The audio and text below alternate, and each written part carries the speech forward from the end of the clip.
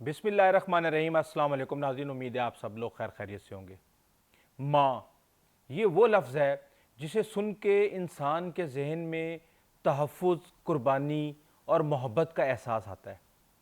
ये वो लफ्ज़ है जिसको सुनने के बाद इंसान को ये पता चलता है कि ये वो रिश्ता है जो खुद भूखा रह के अपने बच्चों का पेट भरता है, जो खुद जाग के अपने बच्चों को सुलाता है। लेकिन नाज़रीन, लाहौर इशरा के अंदर जो 3 बच्चों का सगी माँ ने कत्ल किया है, जो इन्फॉर्मेशन डिटेल्स हमारे सामने आई हैं और जो मैं अब आपको बताऊंगा तो आपके रोंगटे खड़े हो जाएंगे कि ये माँ तो क्या कोई दरिंदा भी नहीं कर सकता कि एक भाई या बहन की लाश को जमीन में लथपथ देख के बच्चा माँ कह के चिपटता है और वो माँ उसका मुंह सीधा करके उसकी गर्दन पे छुरी फेर देती है। आप अंदाज़ा लगा सकते हैं कि वो क्या मोमेंट होगी। अभी जो केस 3 दिन से ये चल रहा है, लेकिन ये वो एफआईआर है, ये वो एफआईआर है जिसने इस केस का मुकम्मल तौर पे पांसा पलट दिया है। ये केस सीसीडी के पास जा चुका है और आप बहुत कुछ सुन चुके होंगे। मैं चाहूँगा कि मैं आपको जल्दी से वो तमाम चीज़ें बता दूं जो कि इस वक्त इसके हवाले से डिस्कस की जा रही हैं, और उसके बाद फिर मैं आपको वो लम्हात बताऊंगा जो कि मैंने अभी थोड़ी देर पहले आपसे जिसका जिक्र किया है। रिदा नामी खातून थी, झंग से इसका ताल्लुक था। रमज़ान नाम के शख्स से जो झंग का ही रहने वाला था उससे उसकी शादी हुई थी। 3 उनके बच्चे थे, मोमिना बतूल, मोमिन रज़ा, उम्मे हबीबा। 5 साल की बेटी, 4 साल का बेटा और 1.5 साल की फिर बेटी। खामिद की टांग टूट जाती है। टांग टूटने के बाद वो बेरोज़गार हो जाता है और वहाँ से इनके मामलात जो हैं वो ख़राब हो जाते हैं।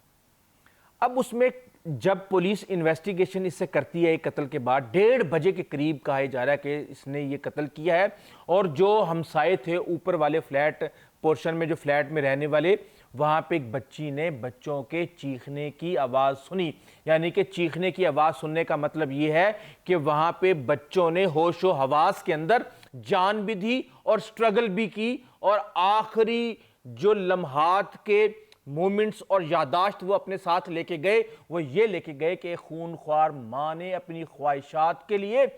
उनको ज़िबा कर दिया। वो रिश्ता जो इस दुनिया के अंदर सबसे ज्यादा काबिल एहतराम है।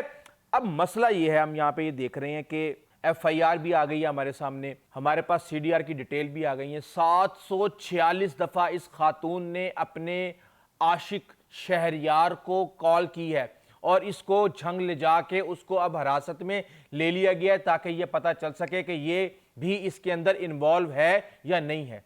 ये अपने बच्चों के साथ छुपन छुपाई खेल रही थी और उस छुपन छुपाई में एक एक बच्चे की गर्दनें उड़ा रही थी, और फिर उसके बाद जिस तरह ये मासूम बनी, जिस तरह इसने ढकोसले किए, जिस तरह इसने अपने खामिंद, अपनी सास, अपने देवर को हैंडीकैप कर लिया और वो इसके मौकफ के साथ चलने लगे, वो मोमेंट्स भी बड़ी हैरानकुन थी। हम ये देख रहे हैं कि इस औरत ने जब सारा इल्ज़ाम इसने कबूल किया तो दौरान तफ्तीश इसने मुख्तलिफ किस्म की ब्लेम गेम शुरू कर दी। पहले ये कहा गया कि खामिद के पास पैसे नहीं थे और वो मुझे कहता था कि ऊपर कोठे के ऊपर जाओ और जाके उनके साथ धंधा करो और पैसे कमा के लाओ और मुझे भी पालो। फिर ये बात सामने आई कि एक पीर साहब,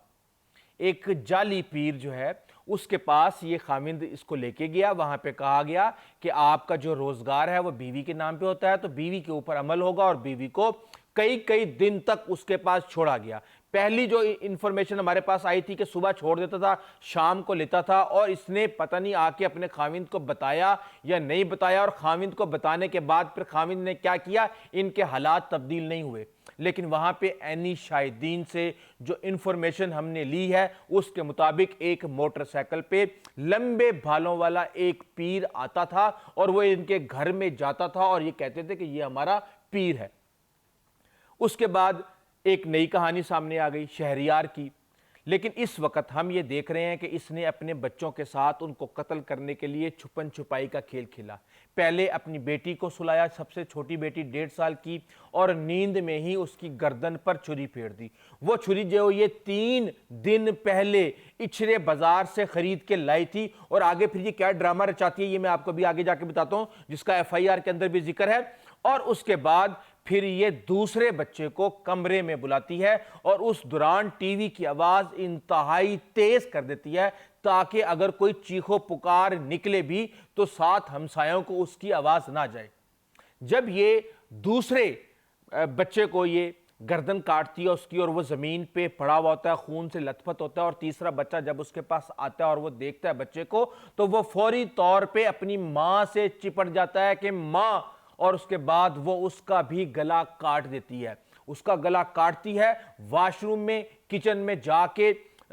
دھوتی ہے آلہ قتل کو، اپنے کپڑے تبدیل کرتی ہے، وہاں پہ خون کے چھینٹے پھر بعد میں پولیس کو ملتے ہیں، اور پھر کچن سے 2 چھریاں لے کے ایک بچے کے ہاتھ میں، مردہ بچے کے ہاتھ میں پکڑاتی ہے، اور دوسرے بچے کے مردہ ہاتھ میں پکڑاتی ہے، اور یہ ثابت کرنے کی کوشش کرتی ہے کہ بچے یوٹیوب کے اوپر بہت زیادہ اس طرح کی قتل و غارت والی ویڈیوز دیکھتے تھے اور انہوں نے یہ سب کچھ دیکھ کے ایک دوسرے کو قتل کر دیا۔ ہفتوں پلاننگ کی اس نے، اور آپ یہ دیکھیں کہ یہ موقع کی تلاش میں تھی۔ 4 دن پہلے تو یہ چھری لے کے آئی تھی، لیکن اس ماں کا 4 دن تک ارادہ نہیں بدلا کہ کہیں میں اپنے بچوں کو نہ قتل کروں۔ کوئی اتنی سی بھی معصومیت، اتنی سی بھی ہمدردی، اتنی سی بھی خوف اور ڈر اس کے ذہن میں نہیں آیا، کیونکہ اس نے یہ ارادہ کر لیا تھا کہ اس نے ان بچوں کو ہر حال میں قتل کرنا ہے۔ اب ہم یہ دیکھ رہے ہیں کہ واش روم کے اندر جب خون کے چھینٹے ملے، جب کچن کے اندر خون کے چھینٹے ملے، اور پولیس نے جب ان سے انویسٹیگیشن کی تو انہوں نے کہا جی ہم تو ابھی تک نہ کچن گئے، نہ ہم ابھی تک وہاں گئے، ہم تو یہاں بچوں کو دیکھ کے یہیں ان کے ساتھ پڑے ہوئے ہیں۔ تو پھر پولیس کو اسی وقت شک پڑ گیا کہ پھر یہ خون کے چھینٹے اور کس کے ہو سکتے ہیں۔ اب وہاں پہ عینی شاہدین بہت سے لوگوں سے بہت سی باتیں کی گئیں، ان سے پوچھا گیا کہ بتائیں کیا ہوا، یہ بندہ کیسا تھا، یہ عورت کیسی تھی۔ عورت کے کردار پہ کئی لوگوں نے سوالیہ نشان لگایا۔ اس مرد کے بارے میں کہا جاتا ہے کہ یہ بہت معصوم ہے اور یہ صحیح تھا، اس کا کوئی اس طرح کا مسئلہ نہیں تھا، لیکن اس کے بھائی کے بارے میں کہا جاتا ہے کہ وہ اسد ڈان کے نام سے اس کا بھائی ہے، وہ اکثر لڑائی جھگڑوں کے معاملات کے اندر جو ہے وہ پایا جاتا ہے۔ اس عورت نے اس کرائم سین کو مکمل طور پہ مس لیڈ کرنے کی کوشش کی، اور اس کے بعد ہم یہ دیکھتے ہیں کہ جیسے ہی پولیس جو ہے اس کا منہ کھلوانے میں کامیاب ہوتی ہے تو یہ فوری طور پہ اپنے خامند کے اوپر بلیم گیم کرنا شروع کر دیتی ہے کہ یہ تو مجھے زنا کرنے پر مجبور کرتا تھا، یہ تو مجھے عصمت فروشی کے اوپر مجبور کرتا تھا، یہ مجھے پیر کے پاس لے کے چلا گیا تھا، میں اس سے طلاق لینا چاہتی تھی، جب بھی میں اس سے طلاق لینا چاہتی تھی یہ بچوں کو سامنے لے آتا تھا، یہ بچے مجھے کہتا تھا کہ یہ میرے نہیں ہیں، میں نے اس کا ڈی این اے کروانا ہے، اور یہ ساری باتیں جو ہیں وہ سامنے لے کے آ رہی ہے۔ اور یہی وجہ ہے کہ اس وقت پورا معاشرہ یہ جاننے کی کوشش کر رہا ہے کہ آخر وہ کون سے ایسے حالات تھے جس کی بنیاد پہ ایک ماں کو اپنے 3 معصوم بچوں کو قتل کرنا پڑ گیا۔ تو میں آپ کو بتا دوں کہ اس خاتون نے ماں کے رشتے کی بہت زیادہ توہین کی ہے، اور اس توہین کو شاید ہی کوئی واقعہ جو ہے وہ مٹا سکے، کیونکہ ہم تو یہ دیکھتے ہیں کہ ایک مرغی، چھوٹی سی مرغی، اس کی کوئی اوقات نہیں ہوتی، وہ کتے کو اپنے آگے لگا کے بھگاتی ہے جب اس نے بچوں کا تحفظ کرنا ہوتا ہے، وہ انسان کو اپنے آگے لگا کے بھاگتی ہے جب اس نے اپنے چوزوں کا تحفظ کرنا ہوتا ہے۔ لیکن ایک یہ ماں، اس ماں نے جو ہے وہ سب کچھ ملیا میٹ کر کے رکھ دیا۔ بڑے بہانے بنائے گئے کہ میری تو طبیعت خراب ہو گئی تھی اور پھر میں خاوند کے ساتھ چلی گئی، ایک چابی اس نے اپنے دیور کو دے دی، ایک چابی اس نے اپنی ساس کو دے دی، اور پھر کہا کہ چابیاں تو ان کے پاس بھی تھیں، اور ان کو پولیس نے گرفتار بھی کیا۔ لیکن پھر جب انہوں نے کہا کہ بھائی وہ ایک جنگ میں شہریار نام کا بندہ ہے، ذرا اس کے بارے میں خبر لیں تاکہ پھر آپ کو پتہ چلے گا، وہاں پہ پولیس کے کان کھڑے ہوئے، اور اب لوگ یہ کہہ رہے ہیں کہ یہ کیس تو سی سی ڈی کو دے دیا، کیا اب اس کے نیفے میں بھی پسٹل آ جائے گا، کیا اس کو بھی کوئی چھڑوانے کے لیے آ جائے گا؟ اب مجھے نہیں پتا کہ اس کا انجام کیا ہوگا۔ یہ ایک انتہائی گھناؤنا اور خوفناک قسم کا کرائم ہے، اور اس میں سب سے بڑا جو افسوس کی چیز ہے وہ ایک رشتہ ہے جس رشتے کو بدنام کیا گیا ہے۔ دیکھیں اس حوالے سے جو ایس پی انویسٹیگیشن ہے، ذیشان ان کا نام ہے، انہوں نے بھی ساری انفارمیشن دے دی، انہوں نے کہہ دیا جی کہ پولیس نے اس کی مدعیت میں ایف آئی آر کاٹ دی ہے۔ یہ ایف آئی آر کا جب میں آپ کو بتاؤں گا تو آپ کو سمجھ آئے گی کہ پوری کی پوری کہانی ہی پلٹ دی، اور لوگ یہ کہہ رہے ہیں کہ یہ خاتون چھٹ جائے گی۔ کیوں چھٹے گی اس کے اوپر بھی بات کرتے ہیں۔ اس کا نام ردا تھا، یہ طلاق لینا چاہتی تھی، اس نے عصمت فروشی کا الزام لگایا ہے کہ یہ اس کے اوپر مجبور کرتے تھے، اور بچوں کو مار کے وہ ایک اور شادی کرنا چاہتی تھی۔ جائے وقوع کا جب سارا فورینزک لیا گیا، کال ڈیٹا لیا گیا، سی سی ٹی وی فوٹیج لی گئی اور انٹرویو کیا گیا اور اس خاتون کے سامنے ایک چیز سامنے رکھی گئی، اور جب اس کے بیانات اور حقائق آپس میں میچ نہیں کر رہے تھے اور کئی جگہوں پہ جب وہ آ کے رک گئی اور کچھ چیزیں جب اس کے سامنے رکھی گئی، وہ چھری جس سے قتل کیا گیا تھا، جس کو دھو کے رکھ دیا گیا تھا، وہ اس کے سامنے رکھی گئی، تو پھر اس نے اپنی زبان کھولی اور پھر اس نے یہ بتایا کہ میں کس طرح میں نے قتل کیا، اور قتل کرتے ہی مجھے فون آ گیا خاوند کا، مجھے وہاں پہ جانا پڑا، میں 45 منٹ کے بعد واپس آئی، خاوند کے ساتھ دیکھا تو یہاں پہ یہ سب کچھ ہوا تھا، لیکن یہ سارے کا سارا جو سین ہے یہ وہ پہلے ہی کریٹ کر کے چلی گئی تھی۔ باپ کو چھوڑ دیا گیا ہے، بچوں کی باڈیز جو ہیں وہ اس کے حوالے کر دی گئی ہیں تاکہ ان کو دفنا دیا جائے، لیکن قتل کس طرح کیا، اپنے بچوں کو کس طرح کاٹا، یہ ایک ایسا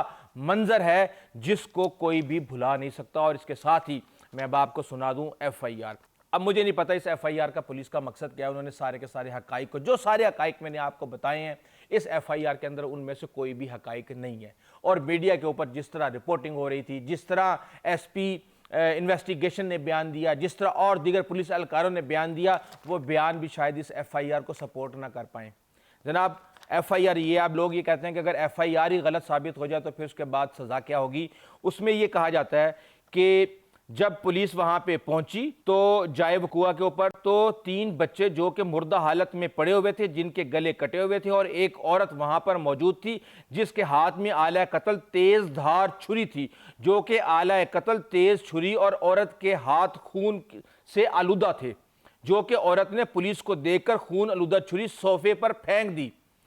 دریافت پر عورت نے اپنا نام ردا فاطمہ زوجہ رمضان بتایا، جو کہ ان بچوں کی والدہ ہے۔ مزید دریافت پر اس نے بچوں کے نام وہی مومن